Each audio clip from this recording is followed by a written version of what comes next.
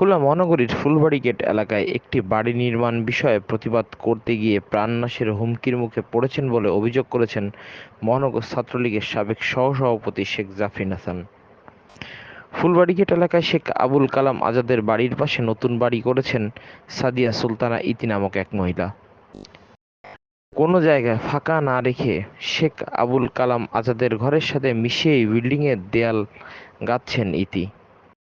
আবুল কালাম আজাদ চাচা হওয়ায় প্রতিবাদ করতে গিয়ে এগিয়ে আসেন জাফরিন। খুলনা উন্নয়ন কর্তৃপক্ষ কেডিএর নিকট আবেদন করলে বাড়ি নির্মাণ কাজ বন্ধ করে দেওয়া হয়। সাদিয়া সুলতানা ইতি নামে একটি মাদক কারবারি মেয়ে তার পাঁচতলা ফাউন্ডেশনের একটি কেডিএর প্ল্যান পাস না করে এবং নিয়ম না মেনে বাড়ি করছে। আমার খালু ভাই কালামের বাড়ির সঙ্গে মিশিয়ে কোনো জায়গা ফাঁকা না রেখে, এই বিষয়ে আমি তাদের পরিবারের সঙ্গে কথা বললে আমাকে অনেক হুমকি দামকি দেয়। এরপর আমি থানা আওয়ামী লীগের সাধারণ সম্পাদক শেখ আনিসুর রহমানের উপস্থিতিতে, আরো গণ্যমান্য ব্যক্তির উপস্থিতিতে ৮-৬ তারিখে আমি একটা সালিশের আয়োজন করি এবং কেডিএ এসে ওদের কাজও বন্ধ করে দেয়। এই ঘটনায় জাফরিনকে বিভিন্ন মহল থেকে হুমকির শিকার হতে হয়। হুমকির শিকার জাফরিন খান জাহান আলী থানায় জিডি করতে গেলে গ্রহণ করেননি ওসি। জন্য আমাকে চরমপন্থী নেতা আহ পূর্ব বাংলা কমিউনিস্ট পার্টির নাসিম আমাকে ফোন করে হুমকি দেয়, এই মেয়ে আমার লোক। গোলাম রব্বানী টিপু কাউন্সিলর, সে আমাকে ফোন করে হুমকি দেয়, এই মেয়ে আমার লোক। মাহফুজ নামে বাগেরহাটের লোক, সে আমাকে হুমকি দেয়, এই লোক আমার লোক। তো এরপর আমি জিডি করতে যাই, হুমকির বিষয়ে ওসি আমার জিডি নেন না। তবে ৬ জুন ইতি জাফরিনের বিরুদ্ধে একটি জিডি রেজিস্টার করেন খানজাহান আলী থানায়। এরপরই ৮ জুন শনিবার এলাকার গণ্যমান্য ব্যক্তিদের সাথে নিয়ে কালাম ও ইতিকে সালিশে বসান জাফরিন। এই ঘটনায় কোনো সিদ্ধান্তে পৌঁছাতে পারেনি কালাম ইতি সহ এলাকার কেউই। পরবর্তীতে ২০ জুন ইতির দায়েরকৃত জিডি খারিজ করে দেওয়া হয় সিএমএম কোর্টে। আমার নামে একটি জিডি করেন, মিথ্যা জিডি।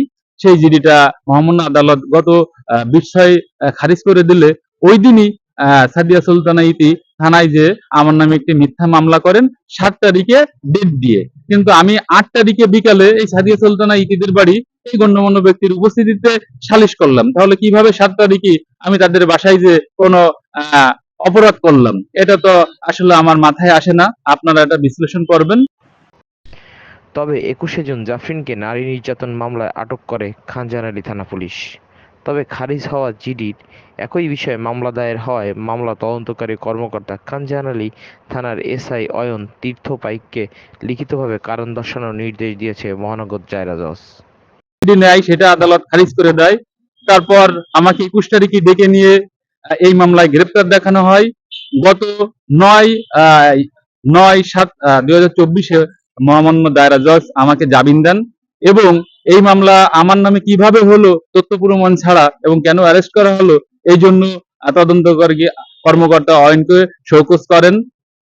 এরপর এখন যে কোনো সময় আমি ভাবছি সবকিছু মিলায়ে এই চরমপন্থীরা আমাকে মেরে ফেলতে পারে এই ওসির উস্কানিতে, এবং এই চরমপন্থীরা আমাকে ওসিকে দিয়ে বিভিন্ন মিথ্যা মামলা দিয়াতে পারে, আমি সে আশঙ্কায় এবং জীবনের নিরাপত্তাহীনতায় ভুগছি। আমার যদি মৃত্যু হয় তাহলে ওসি হাবিবুর, চরমপন্থী নেতা নাসিম, কাউন্সিলর টিপু এবং এই সাদিয়া সুলতানা ইতি, বাগেরহাটের মাসুম সহ অজ্ঞাতনামা অনেকে দায়ী থাকবে। জাফরিন কি সত্যি নির্দোষ? যদি জাফরিনের অভিযোগগুলো সত্য হয় তবে এই চক্রটি কত বড় যে প্রাণনাশের ভয়ে থাকা জাফরিনের সাধারণ ডায়েরি গ্রহণ করতে হয় না খানজাহান আলী থানায়। উপরন্তু তার বিরুদ্ধে জিডি খারিজ হওয়ার পরেও একই বিষয়ে মামলা দায়ের হয় খানজাহান আলী থানায়।